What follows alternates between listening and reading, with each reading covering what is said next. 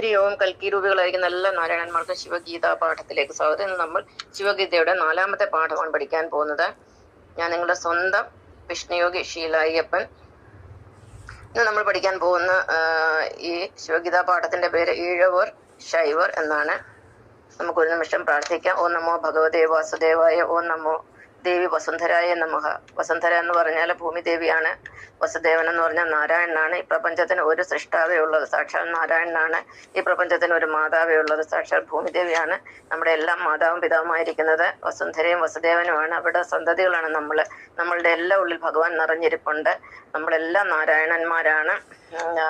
നാരായണൻ എന്ന് പറയുന്നത് നാരത്തിൽ കിടക്കുന്ന ശക്തി എന്നാണ് അർത്ഥം. നാരം അയനം യസ്യസ് നാരായണ. ഭഗവാൻ ഇല്ലാത്തൊരു വസ്തു പോലും പ്രപഞ്ചത്തിലില്ല. മണ്ണിലും വെണ്ണിലും തൂണിലും തുരുമ്പിലും നാരായണനുണ്ട്. ഓരോ തന്മാത്രയിലും ഓരോ കോശത്തിലും ഓരോ ആറ്റത്തിലും ഭഗവാനില്ലാത്ത ഒരു വസ്തുവുമില്ല. പിന്നെ നമ്മൾ ഈഴവർ ശൈവർ എന്ന പാഠമാണ് പഠിക്കാൻ പോകുന്നത്. ശീലായ്യപ്പനായ എൻ്റെ ഷീല ടീച്ചറിന്റെ സമുദായം അല്ലെങ്കിൽ കുലമാണ് ഈഴവർ എന്ന് പറയുന്നത്. ഈഴവ കുലത്തിനെ പറ്റി കുറച്ച് കാര്യങ്ങൾ പറയാനുണ്ട്. സ്വന്തം കണ്ണിലെ കോലെടുത്തിട്ട് വേണം മറ്റൊരാളുടെ കണ്ണിലെ പൊടിയെടുക്കാനെന്നാണ് ഭഗവാനായ യേശുക്രിസ്തു അല്ലെ കർത്താവായ യേശുക്രിസ്തു പഠിപ്പിച്ചിരിക്കുന്നത്. അതുകൊണ്ട് ഞാൻ പറയാൻ പോകുന്ന കുറച്ച് കാര്യങ്ങൾ മനസ്സിലാക്കാൻ ശ്രമിക്കുക. ഒന്നാമതായിട്ട്, ഈഴവരെന്ന് പറയുന്നത് ശരിക്കും ഭാരതത്തിലുള്ളവരല്ല. ശ്രീലങ്കയിൽ നിന്നും 18ാം നൂറ്റാണ്ടിൽ മാർത്താണ്ഡവർമ്മ ചെത്താൻ കൊണ്ടുവന്ന ആളുകളാണ് ഈഴവരെന്ന് പറയുന്നത്. അവര് ശരിക്കും സിംഹളരാണ്. സിംഹളർ എന്ന് പറയുന്ന രാവണ വംശജരാണ്. ശ്രീലങ്കയിൽ പൊതുവെ ശൈവാരാധകരാണ്. രാവണൻ അല്ലെങ്കിൽ വിഭീഷണൻ ഇവരൊക്കെ എന്താ പറയുന്ന ശൈവന്മാരായിരുന്നു അല്ലെങ്കിൽ അസുരന്മാരായിരുന്നു. അസുരന്മാരുടെ ദൈവമാണല്ലോ ശിവന്. അപ്പൊ ശ്രീലങ്കയിൽ നിന്ന് വന്ന ആളുകളാണ് സിംഹളരായ ഈഴവർ. ഇവരിൽ ഓടുന്നത് അസുര രക്തമാണ്.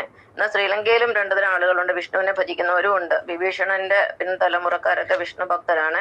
രാവണന്റെ പിൻതലമുറക്കാരെല്ലാം ശിവഭക്തരാണ്. ഇവര് ബ്ലഡിനൊക്കെ പ്രത്യേക ഗുണങ്ങളൊക്കെ ഉണ്ട്. അപ്പം ഈഴവരെ, അസുരന്മാരായിരിക്കുന്ന ഈഴവരല്ല ശിവന്മാരായിരിക്കുന്ന ഈഴവരെ ഉദ്ധരിക്കാൻ വേണ്ടിയാണ് ശ്രീനാരായണ ഗുരു ഈ ഭൂമിയിൽ ജന്മമെടുത്തത്. അദ്ദേഹം ശരിക്കും പറഞ്ഞാല് ശുക്രാചാര്യരുടെ പുനർജന്മമായിരുന്നു. അസുരന്മാരുടെ ഗുരുവാണ് ശുക്രാചാര്യര്, ദേവന്മാരുടെ ഗുരുവാണ് ബൃഹസ്പതി. അദ്ദേഹം അസുരന്മാരുടെ ഗുരുവായ ശുക്രാചാര്യരുടെ പുനർജന്മമായിരുന്നു. ഈ ശുക്രാചാര്യർ തന്നെയാണ് ത്രേതായുഗത്തിലെ ശ്രീലങ്കയിലുള്ള അസുരന്മാരെയും അസുരാണികളെയും ഒക്കെ കൊണ്ട് പടിഞ്ഞാറൻ മണലാരണ്യമായ അറേബ്യയിലൊക്കെ കൊണ്ടുപോയത്. ആ വകയിൽ അങ്ങനെ പിന്നീട് വന്ന ആളുകളാണ് ഇസ്ലാം മതം സ്വീകരിക്കുകയും പിന്നെ ഇസ്ലാം മതത്തിലുള്ള ശൈവരും. അപ്പൊ ഈഴവരിലും 2 തരം ആളുകളുണ്ട്. ശിവഭക്തരും ഉണ്ട്, വിഷ്ണു ഭക്തരും ഉണ്ട്. എന്നാൽ ശിവഭക്തരാണ് അതിൽ കൂടുതൽ. 67% ഈഴവർ